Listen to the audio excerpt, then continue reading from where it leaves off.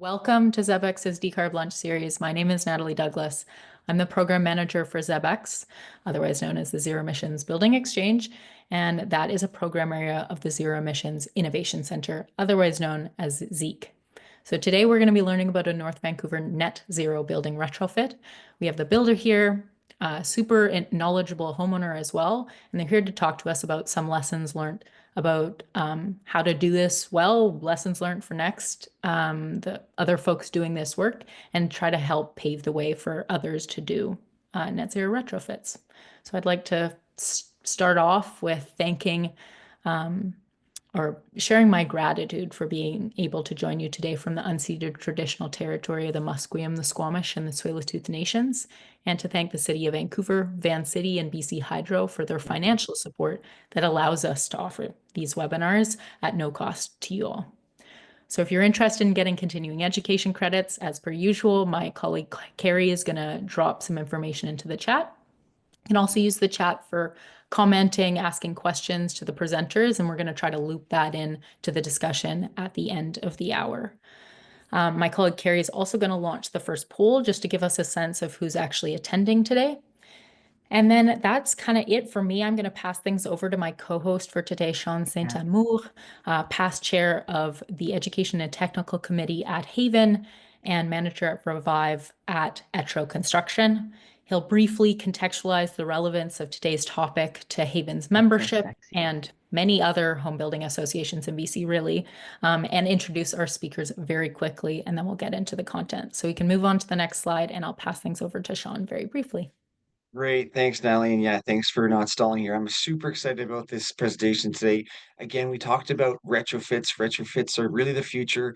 For years now, we've been following this step code as we've improved the buildings by making sure that we're managing all the five kind of layers of air tightness, insulation, good windows, having the fresh air machine, managing, thermal bridging. And now we're applying those same kind of principles to existing buildings. And so today's story is another example of how we can do it. So sit back, enjoy. Again, if you got your pen, your notepad, take notes. Maybe have your phone for some epic slides where you're like, whoa, that's a detail that I need to show my team. So sit back, relax, and let's dive into things. Because we have Zosha Brown, who's the homeowner. We have Kevin Hatch, who is an amazing carpenter and now running an amazing business with Twin Lions. So I'm going to turn over to there. I'm going to sit back and I'll manage questions with Natalie. Thank you, everyone, for joining us. Appreciate the opportunity to collaborate with HAVAN and ZEBx, and we'll turn it over to them. Enjoy. Let's go, Mom. Awesome. Thank you so much, Sean and Natalie, and to all of you who are joining today and taking time out of your lunch hour to attend our presentation. So we'll briefly introduce the speakers. I'm Zosha Brown. I work as a sustainability consultant. I was previously VP Sustainability at Nexi, a green construction manufacturing company, and I have a background in environmental science. Also a PhD focused on building performance and comfort from UBC. So lots of experience. My husband and I are both super passionate about climate solutions and about decarbonization, which ultimately was our motivation for taking on this project as homeowners. Kevin?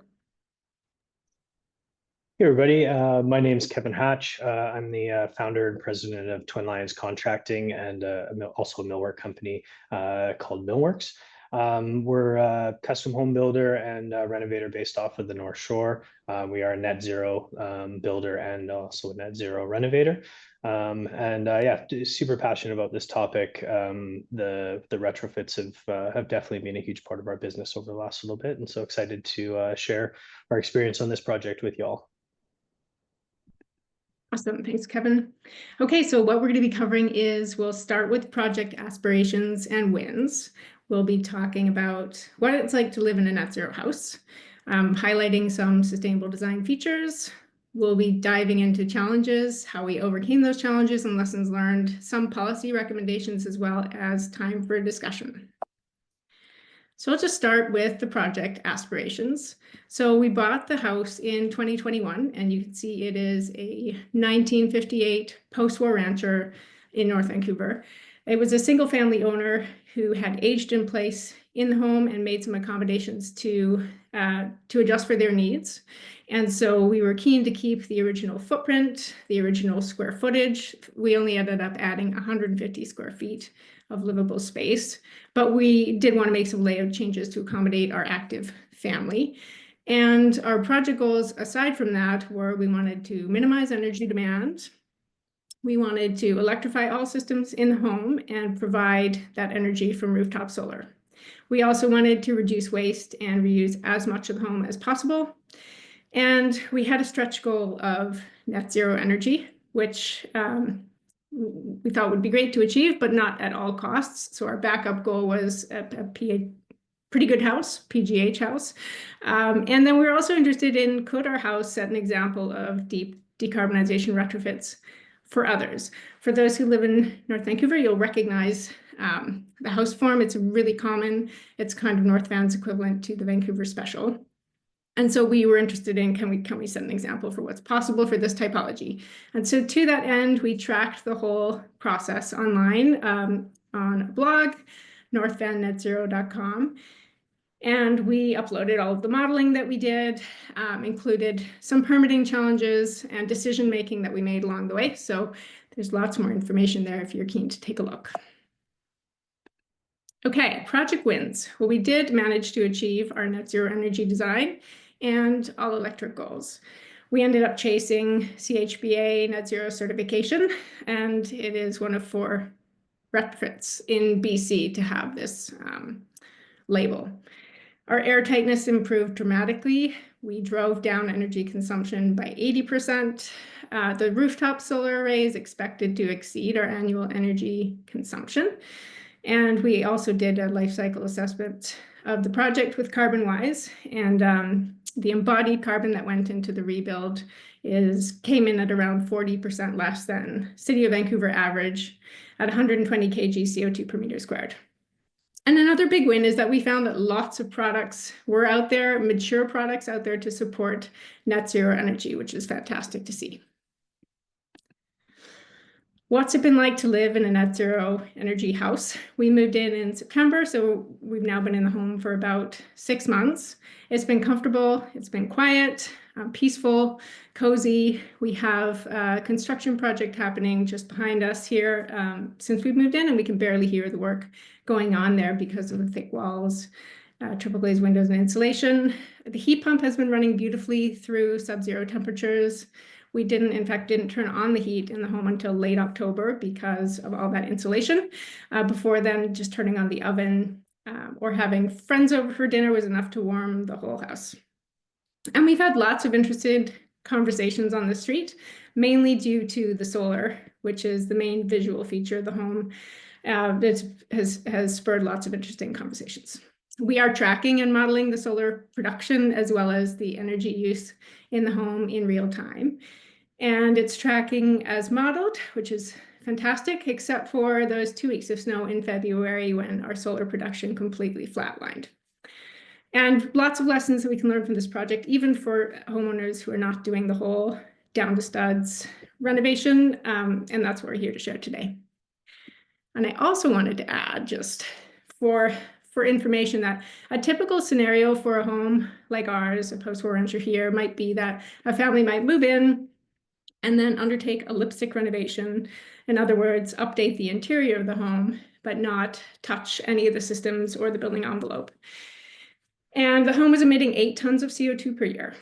So even 5 years of continued use of the home in its original state amounted to the entire embodied carbon cost of the rebuild. And a typical scenario is more like 50 years of use of that home. So just to make the point that it really, it's important to minimize carbon in our material choices and to reuse as much as we could in the rebuild, which we will highlight some of those choices we made.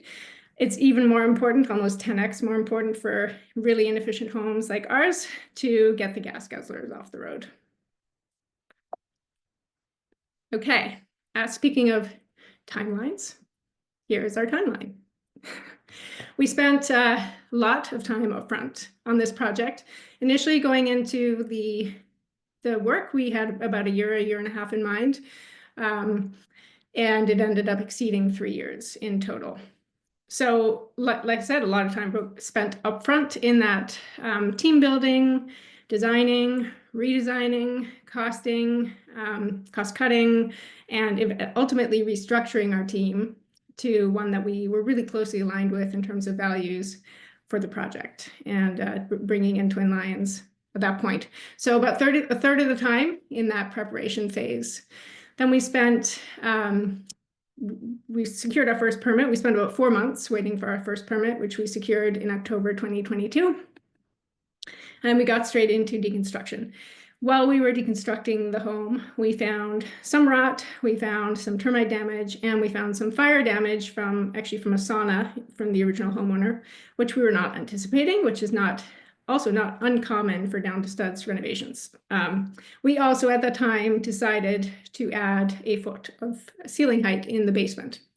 Those two factors then led our home to be, it triggered essentially a substantial reconstruction classification mainly from BC Housing, which then led to a whole bunch more permitting requirements that we had to face, including stormwater management plan, seismic upgrades that were required, and wildfire resilience measures as well. So cue another 5 months of permitting and redesigning and beefing up our team to meet those measures. We finally got building in July 2023, and from there the process was very smooth, and it only took us 13 months to get from where we were to the final move-in ready occupation. Kevin, did you want to add anything about timeline? Yeah, I mean, just the timeline. It's I think that initial 1 year and the whole timeline seems like a lot, but I think that 1 year at the beginning was one of the most important pieces, just assembling the team and just getting everything planned. It's just so much easier when that stuff gets done ahead of time. And like Soja said, the process went smoothly once we got everything sorted. Just took a little while to get it sorted, and permitting was a challenge for sure.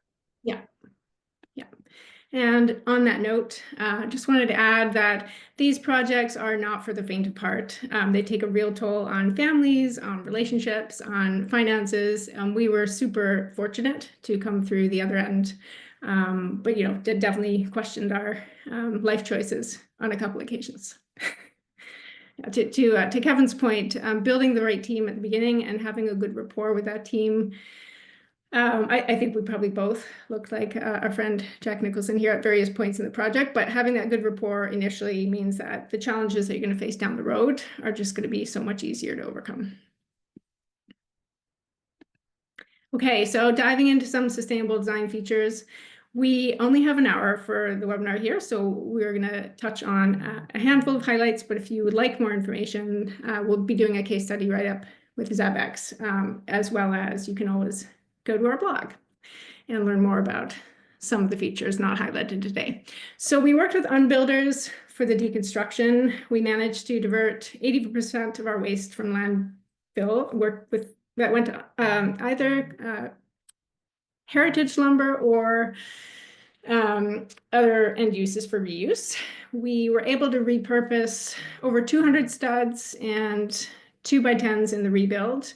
Those were used for non-structural framing components, for back framing, for blocking, for drops. And you can see some of the existing wood in that lower right photo sandwiched between newer studs.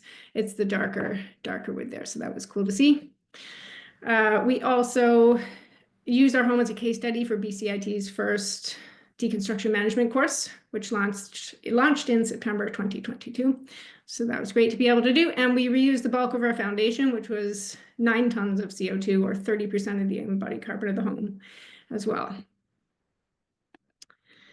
We did, in order to reuse our foundation, we had to meet current seismic codes, which required underpinning the slab, adding a 6-inch topper and some full height pillars for seismic purposes. And for that portion, so the concrete scope of work, we selected a low carbon mix provided by Heidelberg Rumpel Bros, called their Superline mix. It's 194 kg CO2 per meter squared, which is about 50 to 70% better than the Canadian average, about 30% better than the BC average. We only specified this project because we asked for it. It wasn't given as a low carbon compared to conventional option initially. So we asked for it. They were happy to provide it. It was the first time this project had been used for a residential application in North Vancouver. We liked that it was sourced locally from their Mitchell Island plant. We liked that Heidelberg report their impacts every 5 years with EPDs, and they really focus on higher recycled content, low carbon blended binders. I talked about hyper local material sourcing, and then also just real fuel switching in their manufacturing plants towards renewables. Kevin, some words on the cost of this product and what it was like to work with? Yeah, I mean, in general, the end product is exactly the same. So there's not anything we need to worry about there. The workability of it and the process is a little bit different. It is a little bit more of a liquid fluid pour. We had to pour it in multiple lifts. The curing times are a bit different. So traditionally, you can build on fresh regular concrete a little bit quicker. In this case, we poured on the Thursday, and then we started to kind of do some construction on the Monday, but we didn't strip the forms for about a week. Traditionally, we can strip the forms a little bit quicker than that. It was also a super wet day. So on the wet day, it made it a little bit more challenging because of the concrete was a little bit more wet. But ultimately, in the end, same strength, same application, same look, and yeah, we'll 100% be looking at this as an option to utilize again. I think currently in their price point, the Silverline mix, and Zoja, you can correct me if I'm wrong, but I believe it was about a 15% uptick in costing for it. But I think with anything in sustainability, and as we drive to use this product more, the more people use it, the lower the price will start to go, and until it becomes the norm, and then it'll end up being the same price. And that's the goal. And so more people that use it, the better it'll get for us all in the long run. Yeah, great, thanks. Okay, moving on to windows and insulation. So we ended up specifying triple glaze windows. We worked with Vinyltech for our window scope.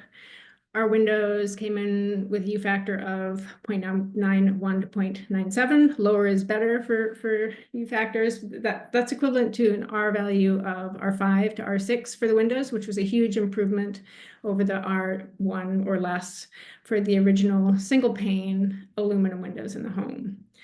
We did briefly consider double pane windows, but because we have quite a few windows in the home, and because that remains the weakest point of the envelope by far, we really wanted to optimize performance here.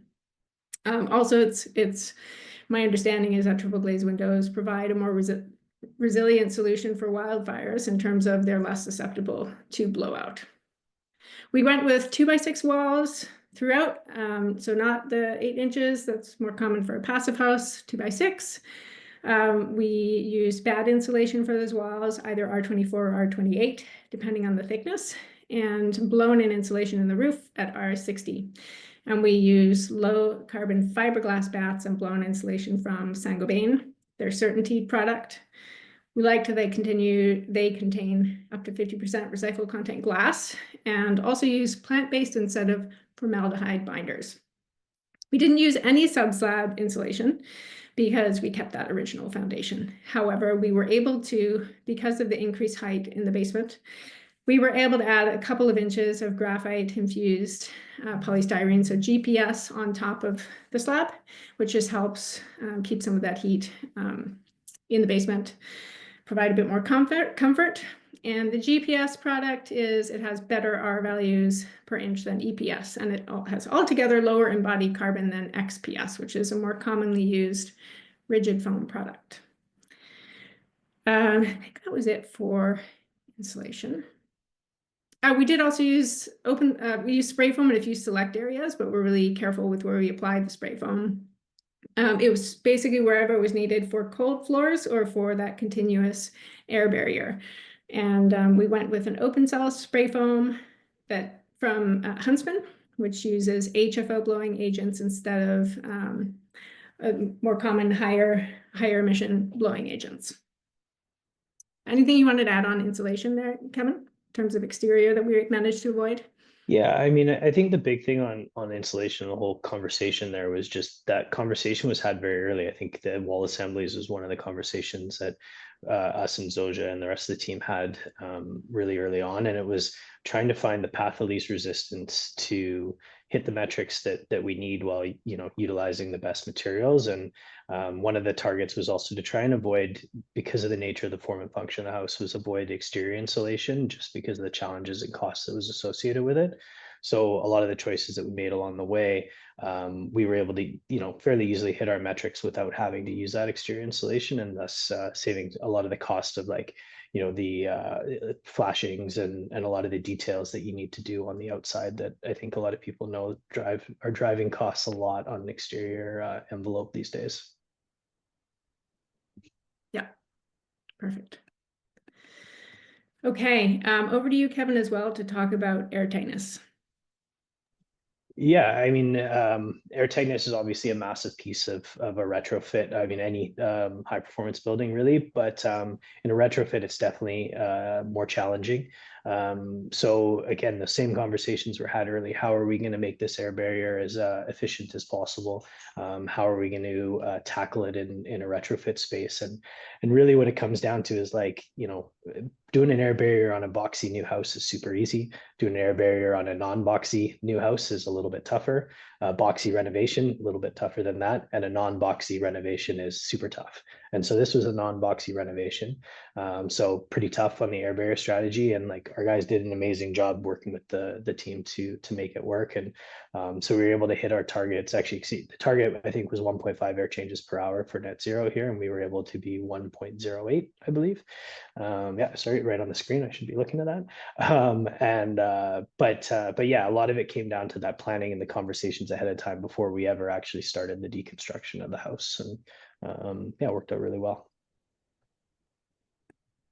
Yeah, and one aspect as a homeowner, having thought about air tightness a bunch, but not having seen it applied to this degree, it was really cool when we did the second blower door test there to see almost like a pillow. You could, if you zoom in on the photo on the right, you could just see the air barrier doing its job and holding the air in place there. So that was cool to see. Okay, I will touch on our HVAC now. So we worked with a few different partners on the HVAC, including our energy advisor and our trades to get the right sizing for our system here. We opted for a 3-ton cold climate air source heat pump from Carrier. And the rule of thumb that we were advised was typically it's 1 ton per 500 square foot home area for a heat pump in our climate. And so that puts us at a 5 or 6 ton heat pump system. Our energy model showed that we could get away with a 2-ton system, and based on just all the energy efficiency measures and insulation, et cetera, in the home. And that energy model uses current climate data averaged over time for the Greater Vancouver region. And so we wanted to bake in a little more resiliency there, and just understanding that our temperatures will continue to increase and Vancouver will experience heat events, including heat domes, more and more in the future. So we added a 1.5 degree of resilience there and upped our system sizing to 3 tons just to accommodate that. It's been working really well in sub-zero temperatures, as I mentioned. We also went with a heat pump for the hot water tank, and the conventional electric system might just be a resistance hot water heater, cheaper and maybe quieter, but the heating represented 10% of our overall home energy footprint, and we'd modeled for a heat pump system, so it was really important to maximize efficiency here as well, just to make sure that we're getting that balance, the net zero balance at the end of the day. So we specified a REAM, hybrid electric heat pump, with an energy factor of 4.07, which basically means 400% efficient for unit energy coming in versus the heat that you're getting out, compared to an electric resistance heater, which is more like around 1 or under 1 typically. And then finally, the solar array. We worked closely with our designer, Mark Kirschbaumer, to figure out a roof shape that we were A, happy with aesthetically, and B, that we could really maximize that south-facing exposure. And then worked with Pure Solar to fit all the panels that we needed onto the roof, which they did a great job just about getting everything on there without spilling over to other roof aspects. We have 27 panels on the roof, and that equates to 11 to 12 megawatt hours of annual production, which is more than we're modeled to be using in the home over a year. We're also tracking that production and use in real time, as I mentioned. So a couple of photos from one of our apps that shows the solar production right before we moved in. So this is in August. You can see sunny day, we're generating 57, 58 kilowatt hours over the course of a day, beautiful, nice dome. And then on a cloudy day, also in August, that drops by about half or over half. In terms of usage, we are using about 25 to 27 kilowatt hours a day. And that really depends on, that ticks up as we turn on the heat pump, that ticks up a bit. So what we're tracking right now is in October, I think we are generating 70% of our energy use from the roof. Now we're more like 20 to 40% in the peak of winter, which is the solar production is the lowest and our energy use is the highest. That's going to flip as we move into the spring and summer months. And yeah, any of the solar that we generate but aren't able to use in our home immediately just goes to our neighbors. All right, now we're going to dive into some challenges, and I'll hand it over to Kevin to lead this one on integrated design. Yeah, I mean, integrated design is not so much of a challenge to start, but it's challenging if you don't do it. So really, what so just got up on the screen here is the team that was assembled for this project, and I think everybody here knows how many people are needed to create a successful project now. And so I think the biggest piece is that the norm is obviously to have the architect and sometimes the builder in the early stages, but you can see how many people on the screen we believe is actually required. We were having conversations with our mechanical company early on and our electricians early on, because you have to balance all of the parts and pieces, because everything has to work together. The home as a system is obviously the buzzword, for what it is, and that's definitely true. That we need to make it all work together, because there was gives and takes. I mentioned it earlier that we had a lot of conversations early on about, what are we going to do with the wall assemblies, because we wanted to, not do the exterior insulation. Well, we had to, look at what the mechanical system was giving us, and we had to put insulation in different parts of the building in a different way. So I think the biggest, I guess, lesson learned in any project, and I think in my construction career in general, is getting all the right people in the room, sitting around at the table and hashing all this stuff out infinitely leads to a better result at the end of the project. Yeah, that's great. And I just might add, as a homeowner, like we found, our experience was that decisions that are made super early on in the project, like the roof shape, the solar capacity driven by that roof shape, the window selection, et cetera, they're made with dispersed specialists before the energy modeler or energy advisor typically is brought on, and then a few different points along the way as well. It's not a given that you're going to be checking in with your energy advisor to vet the model and say, hey, how does this drive things? Like, are we tracking? Are we throwing ourselves off? So we had to push for that a fair bit as a champion, along with Kevin and team, just to make sure that we were bringing trades along at every step of the way. So some recommendations here. Energy advisors could have a more prominent role early on and at various stages of design. And then having that champion to really drive the project goal throughout is important. For us, it came up around low carbon material selection, which was, not a given. I touched on modeling for extreme climate conditions, which we really pushed for and drove system sizing. And then also future-proofing for EV backup power, which we're not going to touch on today, but perhaps at a future session. I think just touching on that champion side of things is that, like, Zojo is truly a champion for the project and for this this thing as a whole. Going all the way back to the LCA study at the beginning, and you really do need somebody that is asking the right questions and driving it along with the contractor and the rest of the team, because there were instances where the mechanical company came in and was like, I think we should put a 5-ton heat pump in it. Well, let's look at this closer. Let's talk to the rest of the team. Let's bring everybody in. And you need to challenge the standard ideals, because a lot of these trades aren't necessarily up to snuff or up to the education standard of what's required to create a home like this. And so having a champion like Zoja and her family for the project was massive. And that champion could be anyone. It can be the builder, it can be the architect. Yeah, in our case, we were keen to be involved. So definitely. Move on to incentives. And I know, Kevin, you don't get that closely involved, but some words on your experience with incentives. I mean, it's like anything, that's the carrot and the stick approach. And there's a big stick going on right now of how to build better and to be better and all the want to be better. But the carrot's not necessarily there as much, or it's at least hard to get. And a lot of these spaces, there are programs out there, there are incentives out there. Some of them are really good, some of them are not as impactful, but it's challenging. It's challenging to get.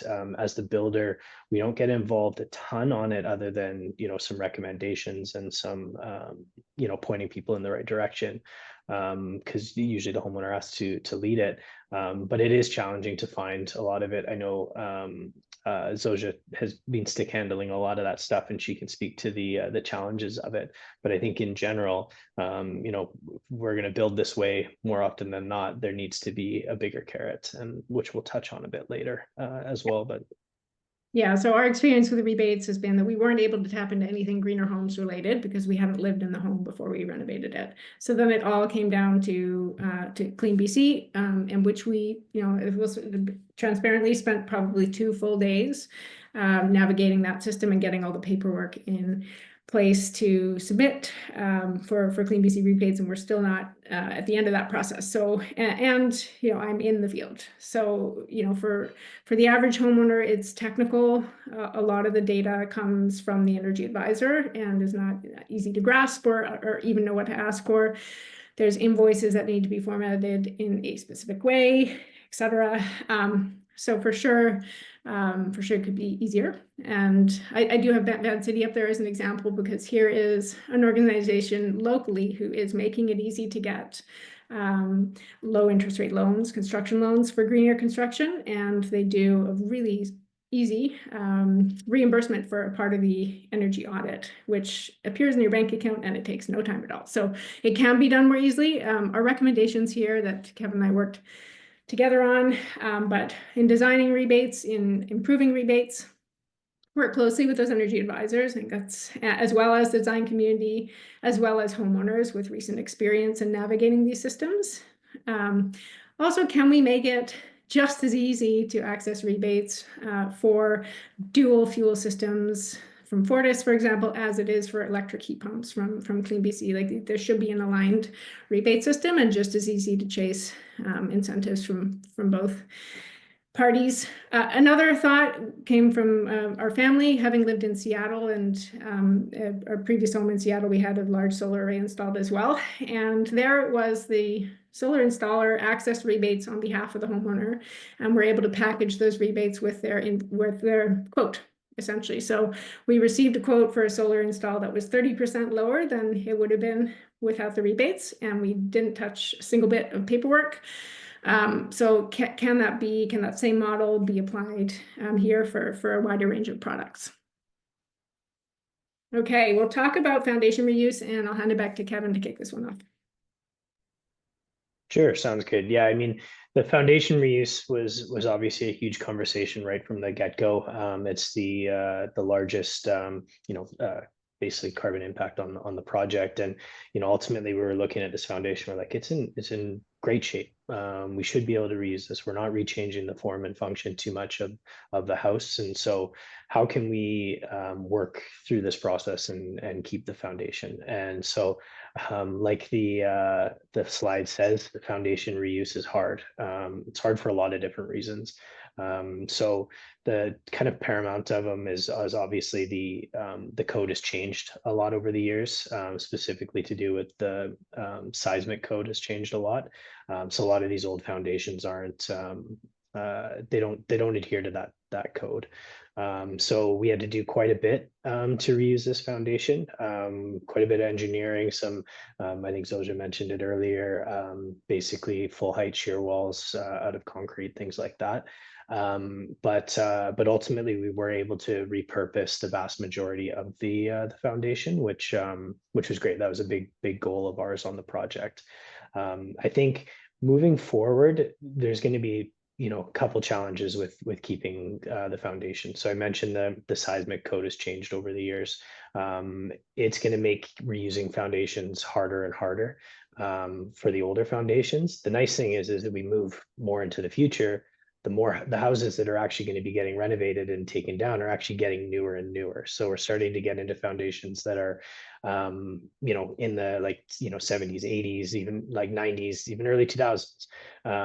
And those foundations were built better. There's a better chance of reusing them. And so I think a big part of this is going to be figuring out ways to work with engineers, work with municipalities about how can we reuse foundations, because for the most part, if we can, it's a huge win on a project like this. And there's no need to tear, if you're keeping a large part of the house, there's no need to tear it out if you can do some things to upgrade it.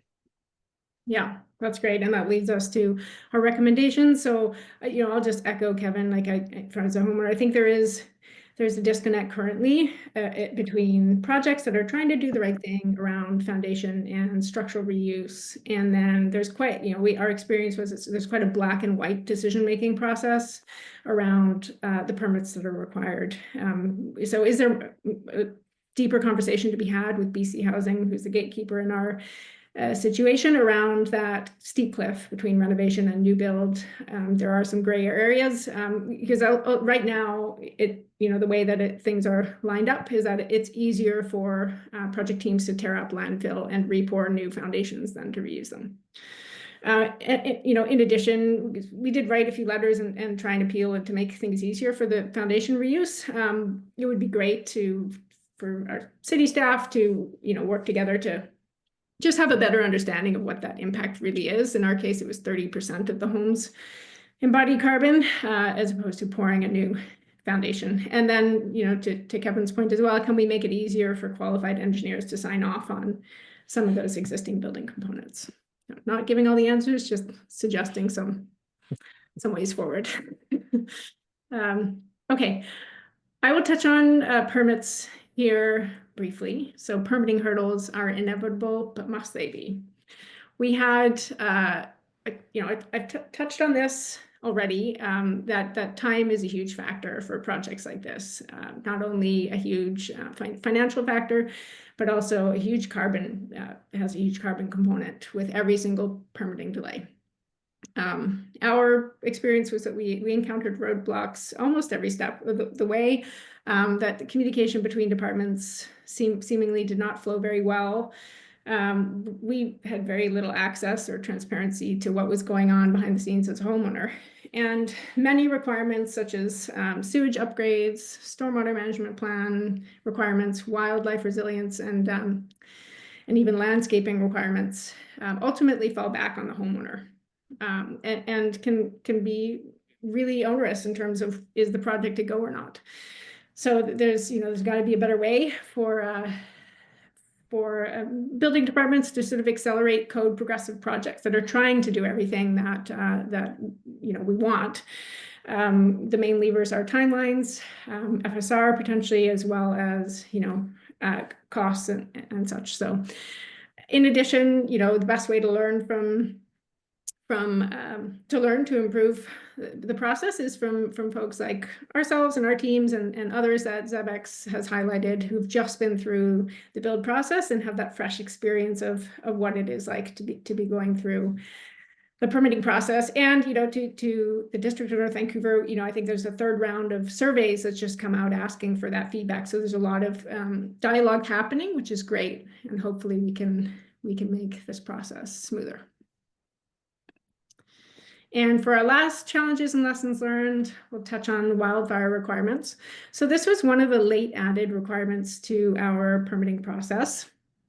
Our home is the last home on our street in an interurban wildfire interface zone. So not in the wildfire risk zone, but the buffer zone between the greenbelt and the rest of the city. So the requirements here are twofold. One is that it has to do with the exterior of the home. No more than 20% of the materials and cladding can be combustible. And that includes everything from roof to siding to window framing to gutters and railings and decks and balconies. So 20% is the threshold for combustible materials such as wood products to be used. And then that goes up to 30% if you're willing to treat all of the wood products with a fire retardant coating. So really challenging for the team in terms of timing to navigate this so late in the day because we'd already made many of the material choices, purchased many of the materials as well, in particular windows. It was fairly technical to calculate that surface area and some debate around whose responsibility is this and is there any sort of liability involved with getting that calculation wrong. There's also tensions between low carbon products, such as wood, and non-combustible products. So our soffits being an example of that, we really wanted to have cedar soffits around the underneath the roof and framing the entrance of the home. And the requirement was to treat the soffits with a fire retardant coating. And we spent many weeks back and forth with the departments around could that coating be applied in a factory versus what we were being asked to do, which was hand apply the coating in situ with video evidence, which is tricky to do and also just simply doesn't scale. So that's an example of challenges. We also had landscaping requirements with this wildfire DPA, essentially a 10-meter buffer around the home, could not have any landscaping within a 10-meter perimeter of the home. And then anything beyond that had to be wildfire resilient planting. With the added requirement that we had to have a final planting in place before we were issued an occupancy permit. So again, a lot of onus on the team to get this all done. And the result is that we feel very well equipped in a wildfire situation. So we're really happy with the end product. It was clunky to implement. The intention is right. It could be smoother. And so recommendations here are, can we make that process clearer at permit issuance? Can we have some further training and education of every stakeholder involved around what's required, what makes sense, what's scalable if we're going to be rolling this out to more and more homes? And then, just also to mention, like we've ended up with an excellent product, and we're on a street which has lots of, homes clad in wood, as well as, like all of us, we have piles of wood and yard trimmings and stuff hanging around in our yards, which are real fire hazards. So can we learn from communities such as the District of Squamish, which my understanding is currently offer in the spring a service where they'll come around to each home and collect for free yard waste, yard material, wood piled up, and just chip that all and get it off the properties, just to create a more resilient community paired with the new build or retrofit requirements. Okay, and that's it for Side Zone. Kevin, if you had any thoughts on wildfire, or maybe just wrap us up and we'll kick into a discussion. Yeah, I mean, just on the wildfire thing, I think you hit everything really solid there. The biggest thing is, wildfire resiliency is coming to the code. It'll be coming to the code in 2030, I believe. We're going to have to build this way more. The current process is, as she said clunky. That's a very nice word to describe it. It was a lot less than clunky. It needs to be better, it needs to be easier. And I mean, if we can, even moving into the summary side of things, is like a lot of these processes need to be easier, and there's a lot of steps along the way that make building this way more challenging than it should be, when the opposite should be totally true. And we should be rewarded for trying to build this way. We should be incentivized to try and build this way more than it actually is. And so I think that's a big key takeaway for sure. As far as some of the other pieces of the project, like, in summary, the form and architecture are super important. As Zoja mentioned, we're having these conversations very early, but they drive all the conversations along the way. So you really want to think about what the form of this house looks like when you are trying to make it a high efficiency or high performance home. Integrated design, we talked about, Zoja talked about a lot of the products and support out there for net zero, like hitting that net zero standard are there. Like, they really are. You just need to look and push a little bit harder sometimes. There's tons of great companies to work with, and we didn't really have any issues in that space. I think trades need a little bit of an uptick in education and process on some of this stuff. So it's aligning yourself with great partners and great trades that can help you execute is huge. Make sure you have the conversations of whether they've done this type of work before. Permitting hurdles, we kind of just went over that. Again, clunky, but really, I think they've toyed with different mechanisms to incentivize net zero building, like increased FSR, things like that. But there should be tax incentives, whether it be your property tax or personal tax. There should be more grants and an easier system for rebates. And then kind of the last point there is there are many paths to hitting net zero. There's lots of different ways to skin the cat. Every house is totally different. And so I think it's, again, having a champion for your project, getting a good team together, can start talking through the things like your mechanical systems and windows and solar and everything else. And, ultimately it's, they're good conversations to have, and there's lots of different ways to get there. Well, I think that brings us to the end, right, guys? I think Yeah, that's the last slide. Yeah. we could have all the clapping. If those was in real life, the audience would be very raucous with all of their compliments. So I'll jump right into things. There was a lot of action in the chat. I'll kick things off with a question from Gabriel about what is the electrical service capacity of the panel board? How many spare amps do you currently have? Some comments were also bringing up the importance of load management and the importance of bringing in a little bit more education into electricians, making sure that they're aware of those load management features. But yeah, that question about electrical service capacity, probably for Kevin, but Zosha, I'm sure you can add a little bit there. Yeah, I can touch on it. It's 200 amp panel. We do load management on a ton of projects. Zoja and Matt actually have energy monitoring on all the critical loads of their house, so they can monitor exactly what's actually happening, real time on their place. And so I can get Zoja to comment on what's left actually in the panel, because I can't remember exactly what is left there, but Zoja can comment on the actual usage and how that's working. Yeah, so we ended up, because of the desire to future-proof and be able to use our vehicle as a backup battery for the solar in the future, we ended up wiring for an essentials panel, and then adding a transfer switch as well, so that in the event of a power outage, a long-term power outage, we can transfer to the essentials panel and have that run from a backup battery. And so on that essentials panel, we have things like the air circulation, we have fridge, we have lights, we have data, we have, I think there's 6 things on there total, maybe 7, but it is that was designed with resiliency in mind. And yeah, we haven't had any issues. And previously at our previous home where we were staying while building this one, we were constantly blowing out the service every time we plugged our car in, but here we are, and it's working beautifully.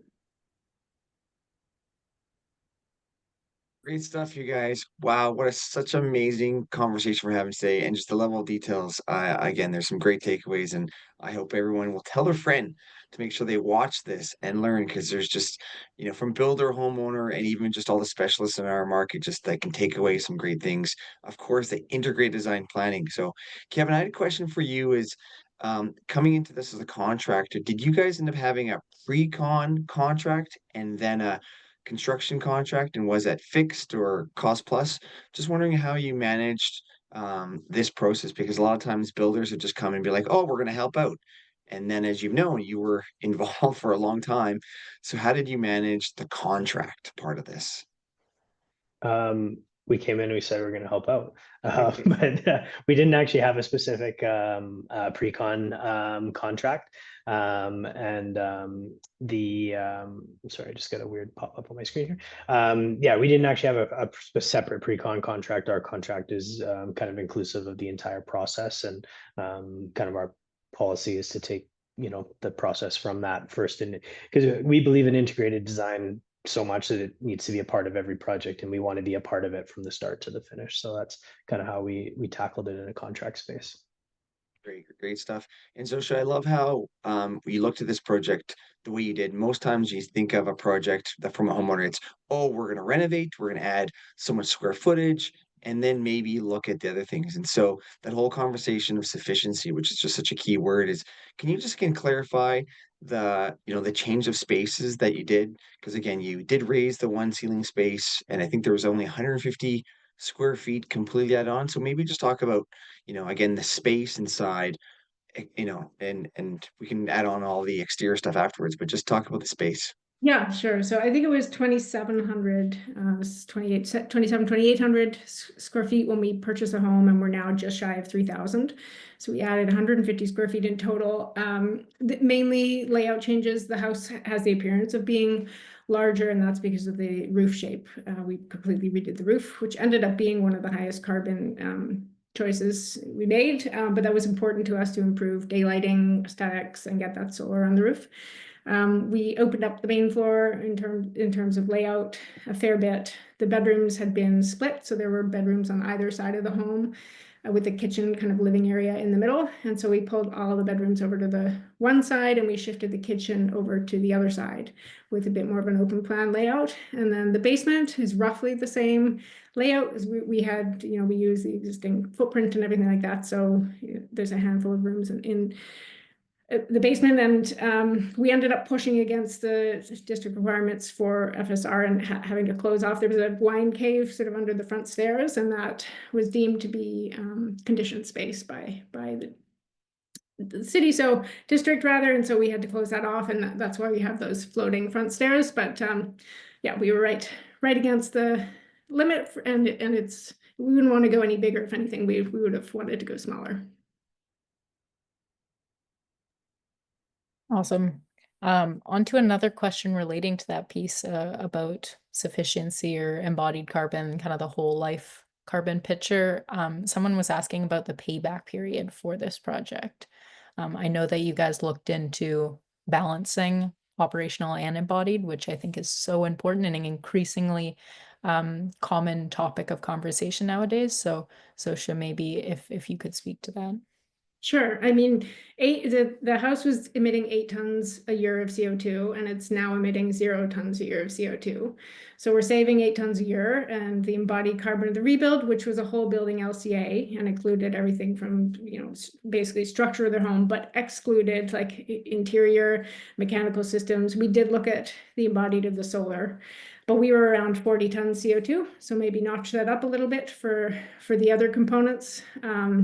But you know, payback is, in simple math, 5 years from a carbon perspective.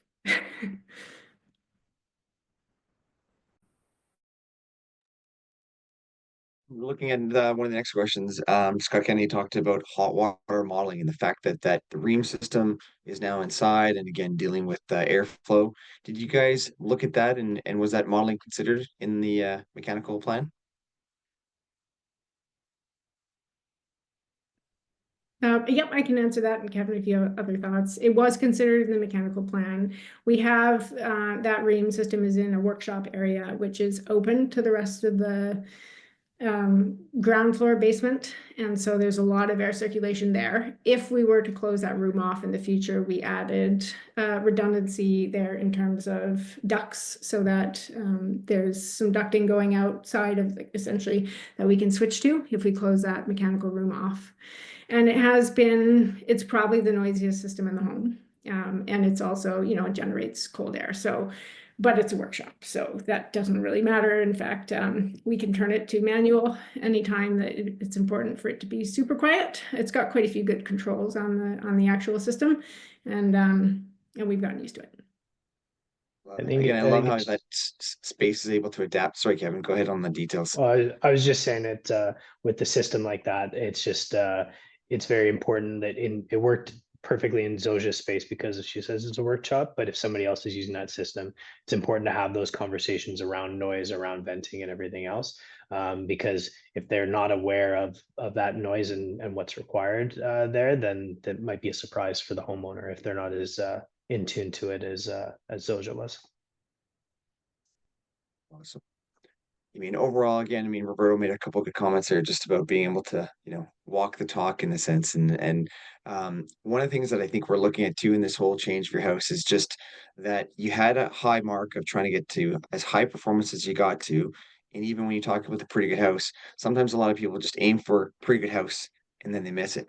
So the fact that you set the bar so high and are still in an amazing spot, like the air tightness levels for our retrofit there is on point, and you went from 9 to 1. I mean, that's exceptional for the goal, but then the team and all the specialists involved to get it that low is remarkable. Because there's some, even though it's a box, there's definitely some challenging spots, and hopefully, Kevin, your air sealing specialists have now been able to use that for future projects and make sure those little details, are all being picked up from project to project. It's pretty exciting. We know you love the little details and all the flappy bits, so taking a card out of your page for that one. Well, again, it's all about the community and how we need to grow. So this is the important part, right? And then, I mean, 100%. just what's great about you guys coming on today is there's so many people that were thinking about looking at a retrofit.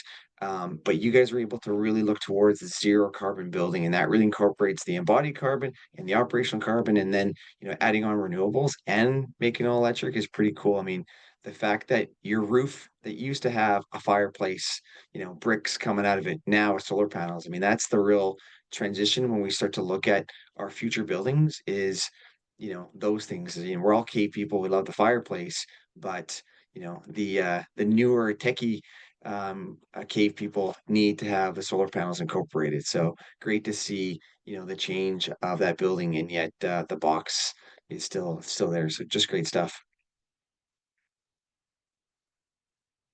Okay, we're nearing the end of the hour, so I just wanted to again thank both of our presenters and my delightful fellow co-host Sean.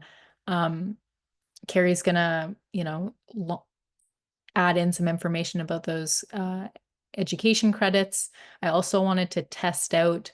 We normally have a very hard stop at 1. Because of the activity in the chat, if there is any people that have a couple more questions, Zosia, Kevin, again, it's up to your schedule as well, but if we can stay for another 10 or so minutes just to get any other questions answered, I'll open that as an option to folks. I also want to just state how much interest there was in the chat for a case study, that this is exactly there's an appetite for this. We need more examples like this, both for the policymakers to better understand how they can create policy that helps homeowners and encourages these types of projects, and for the specialists being able to have a better understanding about maybe all the folks at the table. How do they better interact with all the other professionals that come to make these projects work? So we are going to work with Zosia and probably still get some information from Kevin as well on making sure that we articulate this in written form and get a case study out to you folks within the next 6 months or so. So keep your ears peeled to hear about all that work. And thank you again, Zosia and Kevin, for that. Yeah, so if there's any other questions, people at this point can also jump, unmute themselves and ask the questions to us if there are any. I'll open it up, and if not, if your hard stop is at 1, thanks so much for coming, and hope to see you at another Decarb lunch.